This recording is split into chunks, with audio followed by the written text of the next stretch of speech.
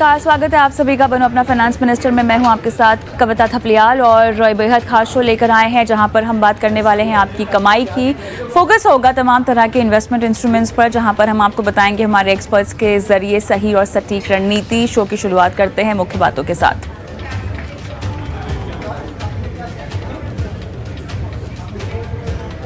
देश में बढ़ रहा है आध्यात्मिक और धार्मिक टूरिज्म। धार्मिक पर्यटनों का अर्थव्यवस्था में योगदान। आध्यात्मिक और धार्मिक स्थलों पर घूमने की प्लानिंग आप कैसे करें, कैसे बनाएं एक ट्रैवल फंड, बताएंगे आपको आज शो में। एनपीएस में निवेश करके जियो आराम की जिंदगी। रिटायरमेंट के बाद कैसे करें खुशहाल जिंदगी की प्लानिंग, शो में आगे।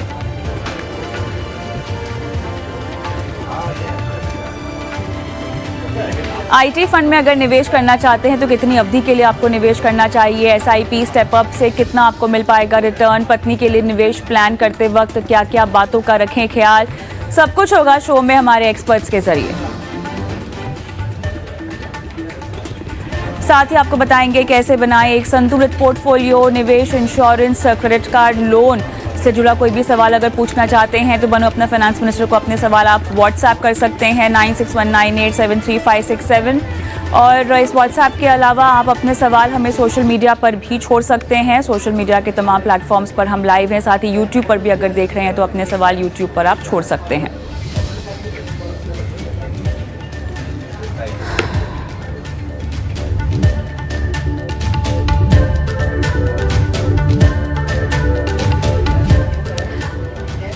चलिए, तो आज यहाँ पर आपकी सैर सपाटे की हम बात करने वाले हैं, बताने वाले हैं कैसे बनाए एक ट्रैवल फंड। वैसे तो ट्रैवल फंड किसी भी जगह पर घूमने फिरने के लिए बनाया जा सकता है, लेकिन जिस तरह से आध्यात्मिक पर्यटन को हम देश में बढ़ता हुआ देख रहे हैं, स्पिरिचुअल या रिलीजियस टूरिज्म का जो बढ़ावा मिल रहा है सरकार की तरफ से, और तमाम हम देख रहे हैं कि जो बजट में भी ऐलान हुए थे कि राज्यों को भी जो है प्रोत्साहन दिया जा रहा है कि वो इस तरह के टूरिज्म को बढ़ावा दे।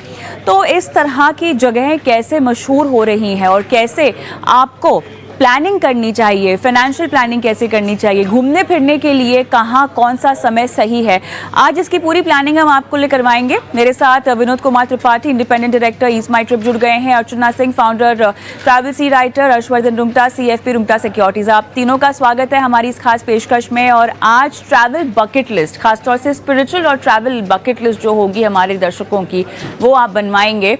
तो विनोद कुमार त्रिपाठी जी, आपके पास आऊंगी सबसे पहले, क्योंकि आपसे ये जानना है मुझे कि पिछले कुछ दिनों में किस किस तरह की स्पिरिचुअल जगह, रिलीजियस जगह जो है डिमांड में है। आपके पोर्टल पर किस किस तरह की बुकिंग होती हुई आप देख रहे हैं, कुछ बातें बताएं ताकि चर्चा को आगे हम ले जा सकें। देखिए, रिलीजियस जगह पर तो लोग शुरू से जाते रहे हैं। जाने के जरिए अलग अलग थे, कोई ट्रेन से जाता था, कोई कार से जाता था, कोई बस से जाता था। आज हमारा इंफ्रास्ट्रक्चर बहुत बढ़ गया है, और इंफ्रास्ट्रक्चर बनने की वजह से, खासतौर से एयरपोर्ट्स आने की वजह से, खासतौर से हाईवेज बनने की वजह से, इन जगहों पे जाने के साधन बढ़ गए हैं। नेचुरली ये जो नई नई जगहें हैं, जैसे बनारस हो गया, अयोध्या हो गया, उज्जैन हो गया, जो अभी चर्चा में आए हैं, ये वो जगह हैं जहां पर कि न केवल इंफ्रास्ट्रक्चर का डेवलपमेंट हुआ है, बल्कि इनके पूरे कॉम्प्लेक्स को भी बहुत अच्छे तरीके से डेवलप किया गया है। और इस वजह से लोगों में क्यूरियोसिटी पैदा हुई है कि भाई ये नए स्वरूप में ये अब कैसे लगते हैं, किस तरह के लगते हैं, चलिए चलकर देखा जाए। तो इस वजह से आप ये नहीं कह सकते कि किसी एक जगह की डिमांड है। डिमांड तो शिरडी की भी है, डिमांड बनारस की भी है, डिमांड अयोध्या की भी है, मथुरा की डिमांड तो शुरू से ही रही है। साउथ में अगर आप जाएं तो मदुरई वगैरह की भी डिमांड काफी रहती है। तो हमारे जो कन्वेंशनल है, पूरी उड़ीसा में आप जाएं तो पूरी है। तो जितने हमारे कन्वेंशनल रिलीजियस प्लेसेस हैं, इधर आप खजुराहो को आप जोड़ लीजिए, तो डिमांड तो हर जगह की ही रहती है। लेकिन इधर बनारस, अयोध्या खास तौर से, इन जगहों की डिमांड काफी बढ़ चुकी है।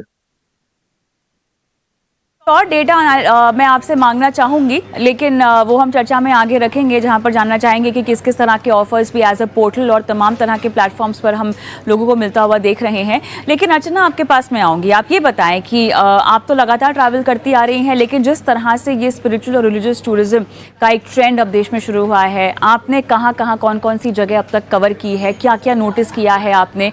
क्योंकि इन सब जगहों पे आप जब भी जाते थे, ऐसा नहीं है कि आस्था पहले नहीं थी भारतीयों में, बिल्कुल थी, लेकिन अब जो है इसको एक बूस्टर डोज जो है वो दी जा रही है और बनता भी है। भारत को एक्सप्लोर करने का एक ये सांस्कृतिक तरीका ज़रूरी भी है। बिल्कुल, इनफैक्ट इसका श्रेय मैं डेफिनेटली हमारी सरकार को देती हूँ, जिन्होंने ना रिलीजियस टूरिज्म को एक बड़े ही डिफरेंट तरीके से अभी प्रोजेक्ट कर रहे हैं। जैसे कि ना 2 साल पहले जब काशी विश्वनाथ टेम्पल का लॉन्च किया था, तो उस टाइम से एकदम से, मतलब बनारस तो बहुत पुराना शहर है, लोग जाते ही रहते हैं वहां हमेशा, बट जैसे कि पिछले साल ही वहां पर 5 करोड़ लोग गए थे। और ऐसा नहीं था कि मंदिर बना दिया, मतलब काशी विश्वनाथ टेम्पल बना दिया और फिर उसके बाद छोड़ दिया। हमेशा कुछ ना कुछ एक्टिविटीज चलती रहती है वहां पर ना। जैसे अभी शिवरात्रि आएगी तो वहां पर एक मेगा फेस्टिवल होता है, मतलब पूरे ईयर भर ना कुछ चलता रहता है। और जैसे कि अभी अभी अयोध्या का इस वक्त काफी ज्यादा है, और मैं अभी पढ़ रही थी, जैसे कि कुछ नंबर्स मेरे को अभी पता चले थे कि जब वो लॉन्च हुआ था दोबारा, सॉरी लॉन्च कॉर्पोरेट वो भाषा आ गई, but what I am saying is कि जब जब उसका दोबारा से लोगों के लिए खोला गया टेम्पल, तो उस टाइम से लेके मतलब कहा जा रहा है कि ऑलमोस्ट 2-2.5 लाख श्रद्धालु रोज जा रहे हैं वहां पर। तो नंबर तो बहुत बढ़ रहे हो। और जो यंगर जनरेशन, जिनको सोचा जाता था कि वो लोग नहीं जाते हैं, and religious tourism mostly old लोग जाते हैं, वैसा भी नहीं है। आपको देखने को मिलेगा कि यंग लोग भी काफी जाते हैं। वैष्णो देवी तो हमेशा से पॉपुलर रहा ही है, शिरडी, अमृतसर, हर जगह। जैसे कि अभी सर ने भी कहा था कि रिलीजियस टूरिज्म तो काफी पॉपुलर रहा है, और अब उसको एक कल्चरल पैकेज में जो डाला गया है, जो इवेंट्स उसके चारों तरफ करते हैं, जैसे कि देव दीपावली होता है या इस तरह के डिफरेंट फेस्टिवल जो बनाए गए हैं, उससे इन अट्रैक्शन और ज्यादा ये अट्रैक्टिव हो गए हैं लोगों के लिए। There is more reason for people to go there. तो मेरे को तो ये सारी चीजें काफी अट्रैक्टिव लगती हैं। जैसे कि अगर आप वाराणसी जाते हो तो वहां पर खाली टेम्पल ही नहीं है, और भी बहुत कुछ है वहां पर। खाने पीने के लिए है, एडवेंचर एक्टिविटीज भी है, क्रूज टूरिज्म भी चालू किया है। तो ये ओवरऑल जो डेस्टिनेशन का डेवलपमेंट होता है, जो लोकल कम्युनिटीज को फायदा होता है, तो मुझे तो वो बहुत अट्रैक्ट करता है। बिकॉज क्योंकि एक स्पिरिचुअल जगह पर जाने तक बात सीमित नहीं होती है। आजकल जो है उसके इर्द गिर्द भी लोगों का घूमना फिरना होता है। अगर आप एक जगह जाते हैं तो उसके आसपास भी एक्सप्लोर करके आइए, और पूरा जो है आपका एक ट्रैवल ट्रिप ऐसे प्लान हो सकता है। हर्ष, ऐसा नहीं है कि अगर आपके पास सही तरीके का पोर्टफोलियो हो तो आप कोई भी तरह का ट्रैवल प्लान नहीं बना सकते हैं, लेकिन स्पेसिफिकली अब वो सारे लोग जो कि स्पिरिचुअल टूरिज्म के ज़रिए ही अगर अपनी ट्रैवल बकेट लिस्ट बनाना शुरू कर रहे हैं या ट्रैवल फंड बनाना शुरू कर रहे हैं, तो किन किन बातों का ख्याल रखना चाहिए? देखिए, खर्चे तो उतने ही होने हैं, बस ये है कि अगर आप भारत में जा रहे हैं, जो नॉर्मली भी आपके होते हैं कि आपकी डेस्टिनेशन इंडिया है या इंडिया के बाहर है, बट सोची समझी प्लानिंग करने से जो आपके अनएक्सपेक्टेड खर्चे हैं वो थोड़े से कम हो सकते हैं। इसीलिए बहुत ज़रूरी है कि एक ट्रैवल फंड बाकायदा आपके पास होना चाहिए। पहले भी हमेशा से हम आपको समझाते आए हैं, दर्शकों को हर्ष हमने हमेशा ये समझाया है कि अपने short term, medium term, long term goals को आप आंक लें, उसके मुताबिक आप निवेश की रणनीति बनाएं। अब ट्रैवल फंड की अगर मैं बात करूं, क्योंकि ये मुद्दा अब आया है, और ऐसे में स्पिरिचुअल और रिलीजियस ट्रैवल फंड की अगर मैं बात करूं, तो क्या कुछ बुनियादी बातें अलग होंगी, या आपको लगता है कि फॉर्मूला तो सेम ही है, कुछ खास बदलेगा नहीं? आप तो ट्रैवल ही कर रहे हैं तो खर्चा तो उतना ही आना है। जी हाँ कविता, आपने जैसे कहा कि अगर ये स्पिरिचुअल टूरिज्म की तरफ है तो इसे हम ट्रैवल बकेट में ही लगाएंगे, अनलेस आप इसे कोई तीर्थ यात्रा के रूप में जा रहे हैं। एक इंपॉर्टेंट टास्क है आपकी फैमिली के लिए, आप अपने पेरेंट्स को तीर्थ यात्रा करवाना चाह रहे हैं, तो वो एक अलग ब्रैकेट में आ जाता है। लेकिन अगर आप एक ट्रैवल पर्पस से, मान लीजिए स्पिरिचुअल हॉलीडे भी हो गई आपकी, एक बाकी फैमिली के साथ टाइम भी बिताना, तो एक जनरल ट्रैवल बजट में ही आता है। अब फाइनेंशियल प्लानिंग पॉइंट्स में के आधार पे अगर आपको 3-4 चीजें बताऊं जो ट्रैवल फंड बनाते हुए ध्यान में रखनी चाहिए। पहली बात यह है कि आपके जो सारे गोल्स हैं, शॉर्ट टर्म गोल्स में भी, अगर ये ट्रैवल प्लान आपका मान लीजिए शॉर्ट टर्म गोल्स में आता है, तो प्रायोरिटी लिस्ट में पहले आपके इमरजेंसी फंड आता है। सो मैं क्यों हाईलाइट कर रहा हूं, क्योंकि आज की तारीख में ऐसी सिचुएशन हो गई है कि लोग इंस्टेंट ग्रेटिफिकेशन चाहते हैं।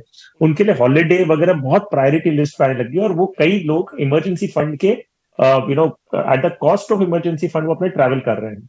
सो पहली बात आपको फंडामेंटल्स याद रखना है कि इमरजेंसी फंड एक प्रायोरिटी गोल है, और वो पूरा होके ही आप ट्रैवल फंड की तरफ बढ़ाते हैं। दूसरी बात यह है कि जो ट्रैवल फंड है, जो ट्रैवल फंड आप बनाना चाह रहे हैं, वो क्योंकि एकदम मैंडेटरी नहीं होता है, और वो आप पोस्टपोन कर सकते हैं, टाइम बाउंड नहीं होता कि मान लीजिए अगर आपको बच्चों की पढ़ाई है, फीस भरनी है, तो एक पर्टिकुलर तारीख तक ही भरनी है। ट्रैवल आप आगे प्रीपोन पोस्टपोन कर सकते हैं। तो जब आप इसकी बजटिंग करते हैं और इसका इन्वेस्टमेंट्स करते हैं, हालांकि ये शॉर्ट टर्म गोल है, फिर भी आप चाहें तो इसे इक्विटी में निवेश कर सकते हैं, जो आप इक्विटी एसआईपी के जरिए आप अपना ट्रैवल फंड बना सकते हैं। ये मैं क्यों, क्योंकि फर्स्ट ऑफ ऑल जैसे मैंने कहा कि ये सिचुएशन नहीं है कि आपको टाइम बाउंड है कि आपने अगर अभी ये छुट्टी नहीं ली तो बाद में जाके आपको बड़ी दिक्कत होगी, वो सिचुएशन नहीं है। तो आपको अगर कोई कारण से मार्केट आपका जो एसआईपी आप कर रहे हैं उसमें नेगेटिव में है, तो आप उसे अपनी हॉलिडे पोस्टपोन भी कर सकते हैं। अगर आपका मार्केट बहुत अच्छी तरह चल गया और आपको रिटर्न्स अच्छे मिल रहे हैं, तो आप लग्जरी होटल्स में रह सकते हैं। नहीं है तो आप बजट होटल्स में रह सकते हैं। आप अपनी जो हॉलिडे की टेन्योर है, वो नंबर ऑफ डेज आप बढ़ा या घटा सकते हैं। तो एक तरीका इन्वेस्ट करने का ये है, इस पर्टिकुलर गोल के लिए शॉर्ट टर्म होने के बावजूद आप इसे एक इक्विटी एसेट क्लास में इन्वेस्ट कर सकते हैं। अगर आप ऐसी कैटेगरी में आते हैं जिन्हें हॉलिडे मस्ट है, बोलते हैं कि हमें कुछ भी हो जाए, हॉलिडे हमारी मैंडेटरी रिक्वायरमेंट में आता है, अगर वैसी सिचुएशन है तो आपको डेट फंड्स में या हाइब्रिड फंड्स में इन्वेस्ट करना होगा। तो ये तो हो गया आपके स्ट्रक्चर की पॉइंट। अब आपको ध्यान रखना है कि क्योंकि ट्रैवल भी आप प्लान कर सकते हैं, आप लोन लेके ट्रैवल ना करें। सो ये एक ऐसी सिचुएशन हो गई है कि अभी आज की तारीख में at the click of a button आप हॉलिडे पे चले जाइए और ईएमआई में उसकी किस्त देते रहिए। मेरा सुझाव ये रहेगा कि आप पहले जमा करें और फिर वो खर्च करें हॉलिडे के लिए। लोन लेके ईएमआई ना भरें, इससे अच्छा एसआईपी या कोई तरीके से रिकरिंग डिपॉजिट या कोई भी तरीके से आप उसे एक्यूमुलेट करें और फिर खर्च करें, विच मीन्स आप हॉलिडे को पोस्टपोन करिए जरूरत है तो, लेकिन लोन लेके आप ईएमआई कंटिन्यू साल भर ना करें। I think that is not the right way to go about it. मैं थोड़ा सा आपके साथ फंड्स और इन्वेस्टमेंट स्ट्रैटेजीज के लिए नाम भी जानना चाहूँगी, सो दैट जो भी आपने बात समझाई है उस पर लोग अमल कर सकें सही जगह पर निवेश करके। लेकिन विनोद कुमार जी, अब थोड़ा सा हम ऑफर्स पर बात करते हैं, क्योंकि आप ही की तरह बहुत सारे ऐसे पोर्टल्स हैं जो अब इस तरह के टूरिज्म को बढ़ावा भी दे रहे हैं। नॉट दैट ट्रैवल ऑफर्स पहले पोर्टल्स नहीं लेकर आते हैं, सीजन्स के दौरान लेकर आते हैं, अलग अलग जगहों के लिए जो टाइप्स होते हैं वो ऑफर्स आपको दिए जाते हैं। लेकिन स्पेसिफिकली अगर मैं स्पिरिचुअल और रिलीजियस टूरिज्म को बढ़ावा देने की बात करूं, अयोध्या का ही अगर हम एग्जांपल ले विनोद कुमार जी, तो वो एक अपने आप में इकोनॉमी बन गई है। ठीक है, वहां पे आप सिर्फ एक ट्रैवल के लिए नहीं जा रहे हैं, आप एक्सप्लोर करने के लिए जा रहे हैं। तमाम तरह की सुविधाएं वहाँ पर खड़ी हो गई हैं, होटल से लेके हॉस्पिटल से लेके सभी कुछ वहाँ पर अब मौजूद हो गया है ना। तो अब मुझे ये बताइए कि जिस तरह का आपने फ्लो आता हुआ देखा है, जो ट्रैफिक आता हुआ देखा है, कुछ जगहों के नाम आपने बताए, भले ही वो ईस्ट में हो, साउथ में हो, नॉर्थ में हो, लोग जहाँ जा रहे हैं, आपके पोर्टल पर आप किस किस तरह के ऑफर्स और बंडल पैकेजेस जो हैं वो लोगों को ऑफर कर रहे हैं इस तरह के टूरिज्म को बढ़ावा देने के लिए? देखिए, मेरा मानना ये है कि हिंदुस्तान में आपको इन जगहों पे जाने के लिए किसी भी तरह के प्रमोशन की कोई जरूरत ही नहीं है। देखिए, हमारी प्रॉब्लम कुछ और थी। हमारी प्रॉब्लम जो थी वो टाइम का फैक्टर था। टाइम का फैक्टर ये है कि रेलवे की कनेक्टिविटी प्रॉपर नहीं थी, एयरलाइंस की कनेक्टिविटी प्रॉपर नहीं थी। आपको अगर अयोध्या जाना है तो पहले आप लखनऊ जाइए, लखनऊ जाके के फिर आप टैक्सी कीजिए, फिर आप अयोध्या जाइए। आज अयोध्या में एयरपोर्ट है, तो आदमी एक बहुत शॉर्ट पीरियड में इन जगहों पर जा सकता है। मुझे नहीं लगता, और मेरी जानकारी में आज तक किसी भी रिलीजियस प्लेस पर जाने के लिए किसी ने कोई पैकेज, किसी टूरिज्म ने, किसी होटल ने, किसी ने कोई पैकेज दिया हो। कम से कम ये मेरी जानकारी में तो बिल्कुल नहीं है। वो एक अलग बात है कि लीजर सीजन में जब लोग नहीं जाते हैं, बच्चों के स्कूल चलते रहते हैं, ऑफिस चल रहे हैं, और उस वक्त एक किसी तरह के पैकेज की बात हो सकती है। और वो सिर्फ टूरिस्ट, सिर्फ रिलीजियस प्लेसेस के लिए नहीं है, वो तो हर जगह के लिए एप्लीकेबल है। Therefore, मुझे तो लगता ही नहीं है कि हिंदुस्तान में लोग वैसे भी इतना ट्रेवल करते हैं कि अब मैं आपको सिंपल एग्जांपल दूं। मैं बॉम्बे में रहता हूं, यहाँ पर सैटरडे संडे को लोगों के पास जाने की दो जगह होती थी, लोनावला चले गए, खंडाला चले गए, तो सुबह गए शाम को लौट करके आ गए। आज आपकी कनेक्टिविटी बॉम्बे से ही इलाहाबाद की हो गई है, लखनऊ की हो गई है, अयोध्या की हो गई है, बनारस, इतने इतने ज्यादा एयरपोर्ट्स आ चुके हैं और कनेक्टिविटी इतनी बढ़ गई है कि लोग खुद ही बाहर निकलने वाले हैं, खुद ही बाहर जाने वाले हैं। मुझे नहीं लगता कि किसी भी तरीके के प्रमोशन पैकेज देने की जरूरत आज हमारे हिंदुस्तान में लोग महसूस करते हैं। अर्चना, अब मैं चाहती हूँ कि आप बाकायदा एक ट्रैवल लिस्ट प्लान करके दें हमारे दर्शकों के लिए, ठीक है। बहुत सारी जगह हैं जहाँ पर भारत में जाई जा सकती हैं रिलीजियस स्पिरिचुअल टूरिज्म को ध्यान में रखते हुए। बहुत सारी ऐसे धार्मिक स्थल हैं जहाँ पे आप जा सकते हैं। अगर हम स्पिरिचुअल टूरिज्म की बात करें तो ऐसी बहुत सारी नई नई जगह उभर भी रही हैं जहाँ पर आप शायद जाना चाहेंगे। तो अब वो कौन कौन सी जगह हैं जो आप हाईलाइट करना चाहेंगी, और किन किन सीजन स्पेसिफिक जगह भी हैं मेरे ख्याल से जहाँ पर आप सजेस्ट करेंगे कि लोगों को जाना चाहिए? और केवल वो जगह ही नहीं, अगर आप उस एरिया में जा रहे हैं, उस शहर में जा रहे हैं, तो उस इर्द गिर्द भी कहाँ कहाँ घूमा जाए, कुछ बताइए। बजटिंग के हिसाब से भी कुछ बताइए। बिल्कुल, देखिए अभी महाशिवरात्रि आने वाली है और होली आने वाली है, तो मार्च तो पूरा छुट्टियों का मौसम होता है। इस टाइम तो मौसम भी बड़ा सही होता है और बड़े लॉन्ग वीकेंड्स भी आ रहे हैं, तो ये तो एक आइडियल टाइम है जब आप जा सकते हो। और अगर आप दिल्ली में रहते हो तो आपके तो बस सोने पे सुहागा है, क्योंकि यहाँ पर तो बहुत ही पास में भी है। जैसे कि फॉर एग्जाम्पल आप वाराणसी बड़े आराम से पहुंच सकते हो, वहां पर ओवरनाइट ट्रेन भी जाती है और फ्लाइट भी है, जो कि आराम से आपको 7-8 हजार रुपए में आपको फ्लाइट भी हो जाती है।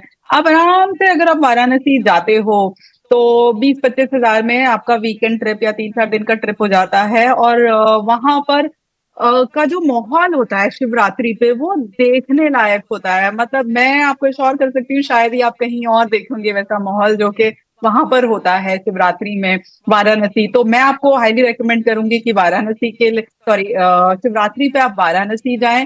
और उसके बाद आती है होली। तो होली तो भाई ब्रिज की होली तो दुनिया भर में मशहूर है, तो वहां पर ये खाली होली ना देखें बल्कि और भी बहुत कुछ है। जैसे कि वृंदावन में जाके कुछ दिन वहां पर रहे, जैसे मैंने खुद अभी मैं बता कर रही थी, मैंने हालांकि मेरा बचपन वृंदावन और मथुरा में बीता है, बट मैं देखना चाह रही थी कि अब कैसे चेंज हो गया और मैं कैसे और कल्चर के साथ ज्यादा इंटरेक्ट कर सकती हूँ। तो जैसे मैंने अभी अभी रिसेंटली अपनी बुकिंग कराई है, ये वृंदावन हेरिटेज टावर है, जिसे आई थिंक गवर्नमेंट भी काफी प्रमोट कर रही है। वहां पर व्हाट दे डू इज कि वो आपको फैसिलिटी भी देते हैं कि आप वहां पर रह भी सकते हैं। उनके खुद के गेस्ट हाउसेस भी होते हैं, उनके खुद के विलास भी होते हैं। डिपेंडिंग आपके बजट पे आपको 700 रुपए से लेके 4 हजार तक के उसमें आपको कमरा मिल सकता है। वहां पर खाना भी होता है, तो आप सात्विक भोजन वहां का परिसर का पूरा एंजॉय कीजिए। वहां पर जो कि मतलब करीब 50 रुपीज से लेके 200 रुपीज तक होता है। Plus they also plan your activities अगर आप चाहते हो कि आसपास, बिकॉज वो ये नहीं चाहते कि खाली आप मंदिर ही मंदिर देखो। वहां पर वो आपको डिफरेंट एक्टिविटीज में एंगेज करते हैं कि वो जो कल्चरल एक्टिविटीज होते हैं वहाँ का खान पान के बारे में और बहुत सारी चीजें जो होती हैं, जो सोशल एक्टिविटीज वो करते हैं, वो सब आप देखिए। तो एक तरह से आप जान पाते हो कि हमारा जो कल्चर है वो कितना रिच है। तो आई वुड हाईली रेकमेंड कि होली पे अगर आपका मौका लगे तो वहां पर जा सकते हैं। और अगर आप साउथ, क्योंकि ये मौसम अच्छा भी है साउथ को एक्सप्लोर करने के लिए भी, तो जैसे मदुरई हो गया आपका, चेन्नई है, और भी रामेश्वरम है, कन्याकुमारी है, तो वहां पर भी बहुत सारे पोर्टल्स के भी पैकेजेस आते हैं वहां पर। जैसे कि फॉर एग्जांपल अगर आप मेक माई ट्रिप या किसी और ईज माई ट्रिप किसी भी उस पे जाओगे तो आपको करीब 30 हजार से लेके 50, 60, 70 हजार डिपेंडिंग आपके बजट के हिसाब से आपको ऑल इंक्लूसिव ट्रिप मिल जाता है। पौंडीचेरी काफी अच्छा है इस टाइम जाने के लिए भी। और जैसे मार्च खत्म होता है फिर अप्रैल होता है, हल्की सी गर्मियां आने लग जाती हैं, तो उस टाइम आप वैष्णो देवी जा सकते हो। वैष्णो देवी के बड़े अच्छे अच्छे पैकेजेस आते हैं वहां पर, जैसे कि आपको पत्नी टॉप और जम्मू साइट सीइंग और कटरा पूरा, मतलब इंक्लूडिंग आपका लोकल ट्रांसफर वगैरह सब मिला के करीब आपको वहां का भी 25 हजार से लेके आपको पैकेजेस आराम से मिल जाते हैं। तो आप आराम से अपने पेरेंट्स के साथ, फ्रेंड्स के साथ, फैमिली के साथ वहां पर जा सकते हो गर्मी का मौसम में। देन उसके अलावा मई का मौसम आएगा तो मई में और ज्यादा गर्मी हो सकती है। तो उसके बाद आप थोड़ा सा और ऊपर चले जाइए, तो जैसे कि धर्मशाला है, धर्मशाला के वहां पर आप जाओ तो वहां पर उस टाइम आपको पहाड़ों का सुहावना मौसम भी मिलता है, और फिर मैक्लोडगंज वगैरह के अच्छा भी लगता है, वहां पर आप जाके देखो। एंड अगर आप दूसरी तरफ आ जाओ जैसे कि धनौल्टी वगैरह की तरफ, तो वहां पर भी काफी है। तो मैं तो ये बोलूंगी कि इस टाइम तो आप और हाँ, Haridwar, who can forget Haridwar. Haridwar वगैरह भी जाने के लिए काफी अच्छा मौसम है। एंड जैसे जैसे आप चलते जाते हो, फिर बाद में आपका चार धाम यात्रा खुल जाती है, तो पूरा हर महीने देश में आपके लिए कुछ ना कुछ है। और 5,000 से लेके 1.5-2 लाख तक के आपके पैकेजेस है। जैसे कि ये दो धाम का जो हेलीकॉप्टर यात्रा होती है, जिसमें आपको कुछ नहीं करना होता, आपको यहाँ तक कि वीआईपी दर्शन भी मिलते हैं आपको, और हेलीकॉप्टर से वो आपको बद्रीनाथ और केदारनाथ की सैर कराते हैं। वो आपको करीब 1-1.5 लाख रुपए में भी हो जाती है। और अगर आपको अमरनाथ यात्रा करनी है, तो अमरनाथ यात्रा हेलीकॉप्टर की जो होती है, वो ऑल इंक्लूसिव पैकेज करीब 16,500 से शुरू हो जाता है। तो मैं ये कहना चाहूंगी कि किसी भी बजट में पॉसिबल है, और आप कुछ भी कर सकते हो। आप उसमें एडवेंचर भी डाल सकते हो, उसमें आप फूड भी डाल सकते हो, उसमें आप स्पिरिचुअल भी बिल्कुल। काफी कुछ कर सकते हो। तो बहुत कुछ है, और पूरा देश अप्रोक्सीमेट तो है ही बजट हमारा। यहाँ पर?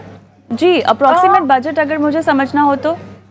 तो अगर आप बजट लेके चलो, नॉर्मल बजट, और बहुत दूर अगर आप नहीं जा रहे हो, तो करीब 25 से 30 हजार पर हेड के हिसाब से आप कर सकते हो। 25 to 30,000 अगर आप लगा के चल रहे हो 3 नाइट, सॉरी 2 नाइट 3 डेज का पैकेज में आपको आराम से मिल जाता है। And I am talking about not like के 2 स्टार या एकदम कोई बेकार से guest house. I am talking about decent 3 star 4 star properties. And इसमें आपके फ्लाइट भी इंक्लूडेड होते हैं, इसमें आपका साइट सीइंग वगैरह, लोकल ट्रांसफर वगैरह, वो सारा। आप किसी भी वेबसाइट पे चले जाइए, ऐसे पैकेजेस आपको बहुत मिल जाएंगे। चलिए हर्ष, आपके पास आऊंगी मैं, तो कुछ फंड्स के नाम हो जाएं, कुछ स्ट्रैटेजीज हो जाएं। ओके, सो कविता, अगर हम जैसे मैंने शुरुआत में कहा था कि क्योंकि ये ऐसा गोल है जो टाइम बाउंड नहीं है और फ्लेक्सिबल है, अगर एक इन्वेस्टर चाहे तो इक्विटी पोर्टफोलियो से भी अपना पोर्टफोलियो बना सकता है, इसकी फंडिंग कर सकता है। तो अगर आप इक्विटी पोर्टफोलियो बना रहे हैं और आप चाहते हैं कि इक्विटी साइड में आप लार्ज कैप की तरफ जाएं, तो एक सिंपल सा इक्वेशन बना के आप एक लार्ज कैप इंडेक्स फंड जो सेंसेक्स और निफ्टी को रिप्लिकेट करता है वो ले सकते हैं, या आप मिड कैप फंड तक भी जा सकते हैं। स्मॉल कैप मत लीजिएगा फॉर दिस पर्टिकुलर पर्पस, आप लार्ज कैप या मैक्सिमम मिड कैप तक जाइए। Equity by itself short term में रिस्की है, तो आप चाहें तो मिड कैप तक भी नहीं जाके सिर्फ लार्ज कैप पर रिस्ट्रिक्ट रखें। तो उसमें आपके पास आईसीआईसीआई प्रू सेंसेक्स प्लान है, या एचडीएफसी निफ्टी फंड है, यूटीआई निफ्टी फंड है, कोई भी इंडेक्स फंड आप ले लीजिए, should not be a problem. अगर आप ऐसे इन्वेस्टर हैं जिन्हें हॉलिडे लेना ही है, मतलब आप इट्स अ नॉन नेगोशिएबल गोल, तो आप इसकी जो तैयारी है फिर वो आप डेट फंड से करेंगे। डेट फंड में आप लो ड्यूरेशन फंड्स या अल्ट्रा शॉर्ट टर्म फंड्स इस कैटेगरी में ही रहेंगे। सो आपके पास एडीएसएल लो ड्यूरेशन फंड है जिसको आप यूज कर सकते हैं अपने इस पर्टिकुलर गोल के लिए। तो आप इसमें बहुत ज्यादा रिटर्न एक्सपेक्ट नहीं करते हैं, बस इतना है कि पैसे जमा होते रहेंगे और जब वक्त आएगा आपको मिलेंगे। अब अगर आप मॉडरेट रिस्क लेना चाहते हैं और आपका गोल जो है वो 1 साल करीबन है, ये सारे जो मैं स्कीम्स बता रहा हूँ ये 1 साल का व्यू लेके बना रहा हूँ कि आपने एडवांस में प्लानिंग की और 1 साल बाद आपको इस हॉलिडे पे जाना है। तो अगर आप एक हाइब्रिड पोर्टफोलियो बनाना चाहते हैं तो बैलेंस एडवांटेज फंड एक कैटेगरी है जिसमें आप इन्वेस्ट कर सकते हैं, या अग्रेसिव हाइब्रिड फंड। तो ये आपके पास सारे ऑप्शंस खुले हैं, क्योंकि मेन इंपॉर्टेंट बात कविता क्या है कि ये गोल जो है इससे आपके जीने मरने में फर्क नहीं पड़ता। जैसे इमरजेंसी फंड है, आपकी बहुत दिक्कत हो सकती है अगर कोई इमरजेंसी आ जाए और आपके पैसे ना हो। तो क्योंकि ये गोल फ्लेक्सिबल है, मैंडेटरी इन उस तरीके से नहीं है, और इसमें जो खर्च है वो आप अपने हिसाब से कर सकते हैं, कम दिनों के लिए जाना है या आप किस तरह की होटल्स में रहना है, उसी के लिए हम इसमें सारी फ्लेक्सिबिलिटी रख सकते हैं। जैसा इन्वेस्टर रिस्क लेना चाहे वो उस तरह का रिस्क लेके अपना पोर्टफोलियो बना सकता है। मैं पर्सनली प्रेफर करूंगा कि क्योंकि ये गोल वेरिएबल है, आप क्यों ना रिटर्न्स मैक्सिमाइज करने की कोशिश करें। अगर कोई कारण से मार्केट ठीक नहीं है तो आप अपना गोल पोस्टपोन कर लीजिए। अगर जैसे आपको बहुत अच्छा प्रॉफिट हो रहा है तो आप नंबर ऑफ डेज बढ़ा दीजिए, क्योंकि ये फ्लेक्सिबिलिटी है, सारे ऑप्शन इन्वेस्टर के सामने खुले रहते हैं। ऑलराइट, चलिए, तो यहाँ पर पूरी तरह से हमने आपका ट्रैवल प्लान सेट कर दिया है और जैसा कि हमारे तमाम पैनलिस्टों ने कहा है, मौका भी है और इस मौके को भुनाने के लिए आपके पास अब एक प्लान भी है। आप तीनों का बहुत बहुत धन्यवाद इस खास पेशकश में शामिल होने के लिए। हर्ष, आप तो बने रहेंगे हमारे साथ क्योंकि आपको दर्शकों की फाइनेंशियल प्लानिंग भी करनी है, लेकिन विनोद जी आपका, अर्चना आपका, धन्यवाद, समय निकाला और दर्शकों का मार्गदर्शन किया। बनो अपना फाइनेंस मिनिस्टर में इस तरह की प्लानिंग हम करते रहते हैं क्योंकि आपके हर लक्ष्य की प्लानिंग हम करते हैं। हम आपको बताते हैं न सिर्फ ट्रैवल प्लान कैसे बनाएं, बल्कि आपके बच्चों की पढ़ाई लिखाई, शादी, खुद की रिटायरमेंट, आपके लिए घर खरीदना हो या गाड़ी खरीदना हो, शॉर्ट, मीडियम, लॉन्ग टर्म, हर तरह के लक्ष्य के लिए अगर आप सही फाइनेंशियल पोर्टफोलियो बनाएं, डाइवर्सिफाइड रहे, सही एसेट क्लास चुने, तो हर आर्थिक सपने को पूरा किया जा सकता है। बहरहाल मैं रहूंगी एक छोटे से ब्रेक के लिए, लेकिन ब्रेक के उस पार आपके रिटायरमेंट की प्लानिंग करेंगे, जिसमें भी अगर आप एनपीएस में निवेश करना चाहते हैं तो क्या होता है तरीका और कैसे एनपीएस को अपने ओवरऑल पोर्टफोलियो में आपको शामिल करना चाहिए, इस पर बात करेंगे। इस बीच अगर सवाल पूछना चाहते हैं तो व्हाट्सएप कर दीजिए और अगर यूट्यूब पर हमें देख रहे हैं तो कमेंट बॉक्स पे अपने सवाल डालिए। मिलती हूँ आपको ब्रेक के बाद।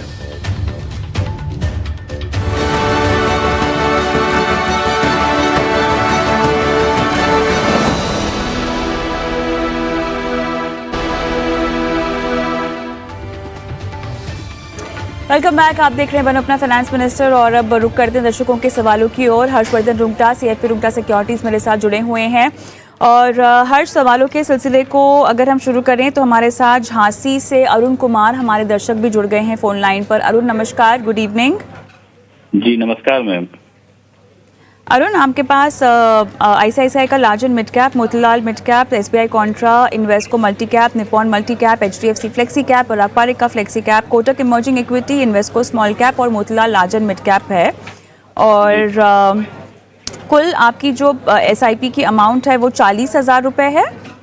जी ओके, ये मुझे बताइए कि आपने ये सारे फंड्स कहाँ से, आपको रेकमेंड किए हैं क्या किसी ने ये सारे फंड्स? नहीं मैम, मैं रिकमेंड नहीं करे हैं, मैंने ये शो वगैरह देख के ही जो है अपने तरीके से इन्वेस्ट किया है इसमें। ओके, आपका शो देखा 6 करोड़।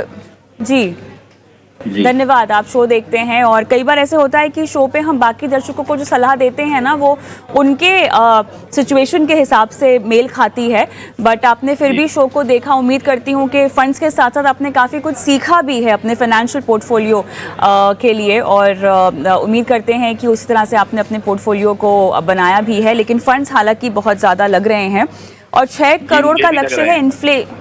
अच्छा, इन्फ्लेशन एडजस्टेड अमाउंट है क्या कॉर्पस का 6 करोड़? जी मैम, लगभग ठीक रहेगा मेरे लिए। ये ग्रोथ भी करनी है और एजुकेशन के लिए चाहिए थे बच्चे के। ओके, ठीक है, चलिए, तो मैं बहुत समय नहीं बताऊंगी। आपने कहा है कि 20% अपनी एसआईपी को आप बढ़ाएंगे भी, जो कि बहुत अच्छी बात है, बढ़ाने पर ही आपको फायदा होगा। तो हर्ष, 10 में से जी मैं अपने पोर्टफोलियो को थोड़ा कंसोलिडेट भी करवाना चाह रहा था और सर से मुझे ये जानना था कि अभी 2-3 महीने में लगभग 6-7 लाख रुपए एलआईसी का आना है, तो उस अमाउंट को क्या लमसम जी लमसम इन्वेस्ट करा जाए या वो भी, उसका नजरिया भी लगभग 13-14 साल का रहेगा, उस पैसे की जरूरत नहीं है मुझे, मैं म्यूचुअल फंड में ही इन्वेस्ट करना चाहता था। ठीक है, तो क्या बिल्कुल बताएंगे आपको क्या करना चाहिए। जी जी जी, चलिए बताते हैं आपको कि वो 6-7 लाख का भी अगर आपको निवेश करना हो तो किश्तों में आपको कैसे निवेश करना चाहिए। हर्ष, तो सबसे पहले तो फंड्स कम कर दीजिए इनके पोर्टफोलियो में से।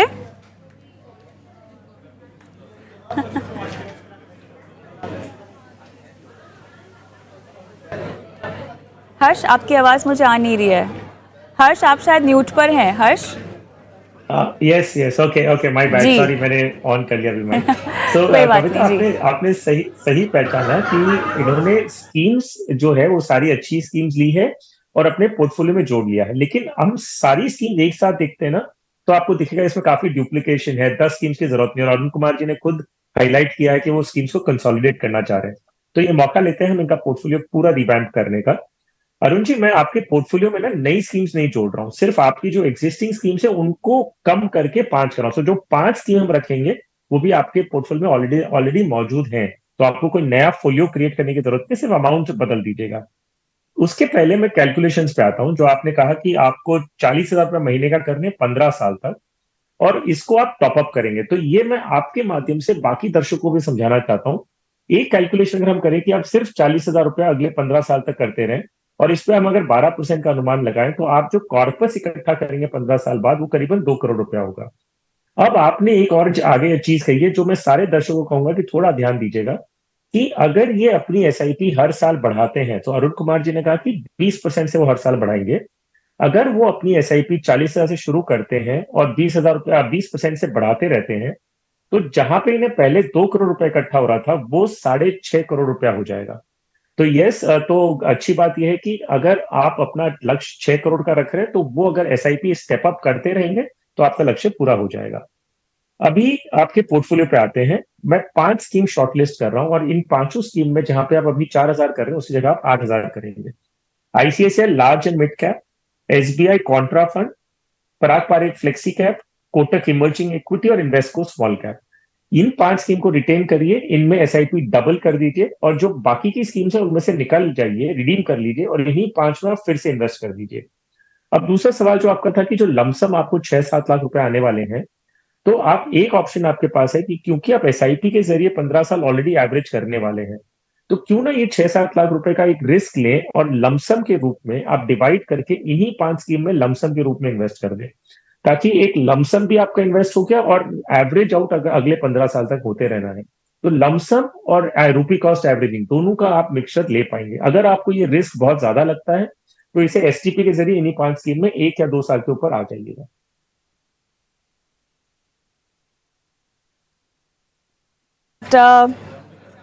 अरुण, एक क्वेश्चन और था मेरा मैम। जी मैम मैं एक ये पूछना चाह रहा था, क्या इसमें मैं एक लार्ज कैप फंड को ऐड कर सकता हूँ, लार्ज या फोकस फंड को? इस कैटेगरी का फंड नहीं है मेरे पास, अगर सर कोई फंड सजेस्ट करें। हर्ष, क्या जरूरत है? बिकॉज ऑलरेडी थोड़ा सा लार्ज कैप एक्सपोजर बाकी फंड्स के जरिए इनको मिल रहा है, तो एक कोई पैसिव फंड, इंडेक्स फंड क्या डाल सकते हैं? एक्चुअली ना, आप अगर जो पराग पारेख फ्लेक्सी कैप और इनका ICICI large and mid cap का पोर्टफोलियो देखेंगे ना, तो उसमें लार्ज कैप का एक्सपोजर इनके पास डिसेंट अमाउंट से है। और आप बेशक एक इंडेक्स फंड चाहे जोड़ लीजिए, लेकिन मुझे जरूरत नहीं लगती इस पोर्टफोलियो में। आप जबरदस्ती का एक 6 फंड ऐड करेंगे और अगर आपको करना ही है तो एक फंड आपको इसमें से निकालना होगा। तो निकालने लायक मुझे ऐसा कोई फंड लगा नहीं कि मैं उसे निकाल के एक लार्ज कैप में जोड़ू। तो अभी जो आपके पास है, आई थिंक उसमें लार्ज कैप का डिसेंट एक्सपोजर आपके पास ऑलरेडी अपने पोर्टफोलियो लेवल पे है। The best Arun Kumar. कलोल चैटर्जी मेरे अग्रणी दर्शक मेरे साथ फोन लाइन पर हैं। नमस्कार। नमस्कार मैम। सर, आपने जो डिटेल्स दी हैं उसके मुताबिक आपके पास है एचडीएफसी फ्लेक्सी कैप, मेरा asset large and mid cap, axis small cap, ABSL mid cap, है ना? यस यस, हाँ ठीक है। 2011 से आप इन्वेस्टमेंट कर रहे हैं, अभी आपकी प्रेजेंट वैल्यू लगभग 70 लाख के आसपास है और 7 साल से जो आप बने हुए हैं इस पोर्टफोलियो में, आपको बाजार के उतार चढ़ाव, जी हाँ, 2011 से, तो आपको बाजार के उतार चढ़ाव से कोई 12 साल में बाजार के उतार चढ़ाव को लेकर आपको कोई परेशानी नहीं हुई? आपने अपनी इन्वेस्टमेंट को बीच में रोका नहीं, आप लगातार करते आए हैं? यस, चलिए, पोर्टफोलियो में जो अमाउंट है वो ग्रेजुअली मैंने जैसे जैसे बढ़ाया है, हुआ मैंने बढ़ाते रहा है। I started 6,000 rupees. Okay, oh lovely. देखिए 6,000 से लेके 40,000 तक का। जी जी अभी जी, प्रेजेंट इन्वेस्टमेंट वैल्यू इंक्रीज करते करते 40,000। चलिए, बहुत बढ़िया। चाटी जी, ये बताइए सर कि मुझे अब आपको कितने सालों तक इन्वेस्टेड रहना है? मैंने लिखा है ना उसमें कि another 7 years will be my retirement target. और कॉर्पस कितना होगा? कॉर्पस के लिए ही मैं पूछा हूँ। कॉर्पस जितना एक्यूमुलेट हो जाए, मैंने 20%। तो अभी 7 साल और हैं, 20% आप स्टेप अप करेंगे ना हर साल? चलिए ठीक है, ऑलराइट। तो हर्ष के पास मैं जाना चाहूंगी। हर्ष, फिलहाल 40,000 की एसआईपी कर रहे हैं, 20% बढ़ाएंगे ये सालाना अपनी एसआईपी को, तो 7 साल के बाद यानी 60 की उम्र में इनको कितना कॉर्पस हाथ में लगेगा इस निवेश के जरिए? वेल कविता, ये अमाउंट बताने से पहले मैं इनके मिस्टर चैटर्जी का एग्जांपल लेके दर्शकों के लिए ना एक बहुत अच्छी लर्निंग है दो तीन पॉइंट्स है। मिस्टर चैटर्जी ने 2011 में इन्वेस्टमेंट करना शुरू किया और 6,000 रुपए के एसआईपी से शुरू किया। ये बढ़ाते बढ़ाते 40,000 रुपए आ गए हैं और 2011 में शुरू किए हुए आज हम 2024 में हैं, तो 13 साल से ये लगातार एसआईपी करते आ रहे हैं।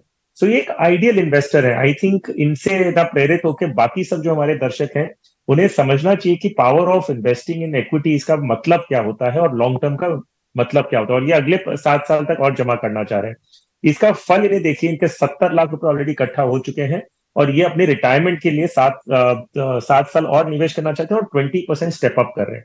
आई थिंक एक आइडियल एग्जाम्पल है, बाकी सब दर्शकों को अगर समझना है तो। इनका कैलकुलेशन बता दूं क्योंकि वो एक इंपॉर्टेंट फैक्टर है। मिस्टर चैटर्जी, अगर आप 12% से अनुमान लगाते हैं, हालांकि आज की तारीख में आपके पोर्टफोलियो पे आपको रिटर्न 12% से ऊपर मिल रहा है, लेकिन अनुमान के रूप में अगर यहां से अगर हम 12% का अनुमान लगाएं और स्टेप अप 70 लाख का एग्जिस्टिंग पोर्टफोलियो प्लस 40,000 के एसआईपी सब देखें तो आप करीबन 2.5 करोड़ रुपया एक्सपेक्ट कर सकते हैं आपके रिटायरमेंट पे। दूसरा, जो आपकी स्कीम्स में बदलाव करने जैसा मुझे कुछ भी नजर नहीं आ रहा है। अच्छी बात है कि 40,000 रुपए के लिए आपने 4 स्कीमें रखी, आप एक इन्फॉर्म्ड इन्वेस्टर हैं, तो मेरे हिसाब से आप कंटिन्यू करते रहिए। आगे जाते हुए सिर्फ mid cap and small cap fund पे थोड़ा नजर रखिएगा। सेबी का भी एक कंसल्टेशन, एक ईमेल आया है, डायरेक्टिव्स आए हैं, सो थोड़ा ध्यान रखिए। अगर कोई बदलाव करने की जरूरत वहां लगे तो शायद थोड़ा चेंज करिए, लेकिन टैक्सेशन वगैरह पे देख लीजिएगा। एक्सिस स्मॉल कैप की जगह पर आप एसबीआई स्मॉल कैप भी कंसिडर कर सकते हैं, लेकिन एग्जिट मत करिएगा एग्जिस्टिंग फंड से, क्योंकि कैपिटल गेन्स आपका काफी लग जाएगा। सिर्फ ध्यान रखिए, कोई बदलाव करने की जरूरत नहीं है, नजर रखिए। कभी ऐसे लगा आपको आगे जाते हुए तो मैं स्विच करने का जो ऑप्शन है वो आपको देके रख रहा हूं। चलिए कलोल जी, आपको समझ में आ गई सलाह। लगभग 2.7 करोड़ के आसपास आप इकट्ठा कर पाएंगे और जो बदलाव बता रखे हैं उन बदलावों पर आपको जो है अमल करना है। All the best.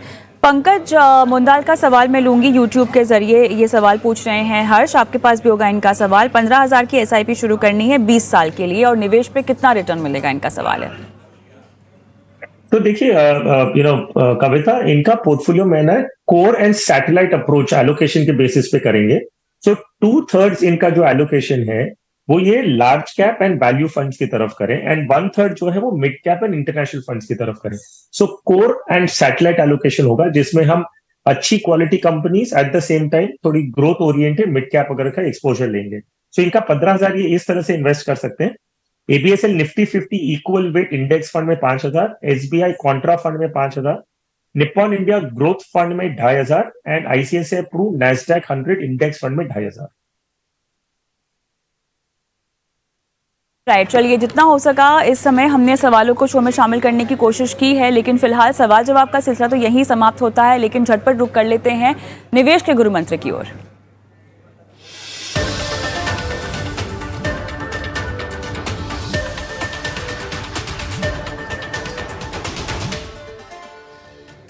हर्ष, बताइए आज आपका निवेश का गुरु मंत्र क्या है? वैसे तो शो की शुरुआत में ही आप गुरु मंत्र दे रहे हैं, ट्रैवल फंड बनाने को लेके गुरु मंत्र दिया है। अब बताइए निवेश की जर्नी को आगे बढ़ाने के लिए क्या क्या नुस्खे हैं और दर्शकों के लिए। देखिए, मैं मिस्टर चैटर्जी का एग्जांपल लेके एक बाकी दर्शकों को गुरु मंत्र देना चाहूंगा कि मार्केट्स वोलेटाइल रहेंगे। 2011 में जो मिस्टर चैटर्जी ने शुरू किया था उसके बाद बहुत ऊपर नीचे किया है मार्केट ने, तो आपको मार्केट वोलेटाइल रहने वाला है। आप अभी भी अगर हम पिछले एक हफ्ते से भी देखें, कभी मार्केट बढ़ रहा है कभी घट रहा है, तो निवेशकों के मन में ऐसे आता है कि भाई मैं एसआईपी अभी बंद कर दूं, टाइम करने की कोशिश करूं। जी नहीं, कुछ नहीं करना है। आप एसआईपी कर रहे हैं क्योंकि मार्केट आप वोलेटाइल रहने वाला है और आपको मार्केट के हर लेवल में इन्वेस्ट करना है। तो मार्केट की वोलेटिलिटी देखते हुए आप घबराना नहीं है, अपनी एसआईपी डिसिप्लिन मैनर में कंटिन्यू करिए इररिस्पेक्टिव ऑफ मार्केट कंडीशन, और वही एसआईपी का पर्पस है।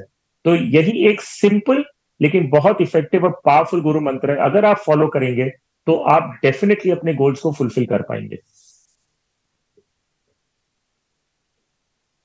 के साथ ये गुरु मंत्र के साथ हम आज के शो को भी समाप्त करते हैं। धन्यवाद हर्ष, आपने समय निकाला और दर्शकों का मार्गदर्शन किया। लेकिन जाते जाते अगर आप भी हमारे को अपना सवाल भेजना चाहते हैं, हमारे शो पर अपने सवाल भेजकर अपनी फाइनेंशियल प्लानिंग करवाना चाहते हैं, तो अपने सवाल आप व्हाट्सएप कर दीजिए। यूट्यूब का लगातार हम आपको बताते रहते हैं, क्योंकि यूट्यूब पे बहुत दर्शक अपने सवाल छोड़ते हैं। फ़ंड के नाम डाल दीजिए, किस किस फ़ंड में कितने की आपकी SIP चल रही है, कब तक आप उसमें रुकना चाहते हैं। कुछ बुनियादी डिटेल्स अगर दे देंगे तो हमारे लिए आपकी फाइनेंशियल प्लानिंग करवाना आसान हो जाएगा। इन सब बातों का ख्याल रखिए और अपनी डिटेल्स हमें भेजते रहिए, ताकि हम आपके सवालों को शो में शामिल रखें। नमस्कार।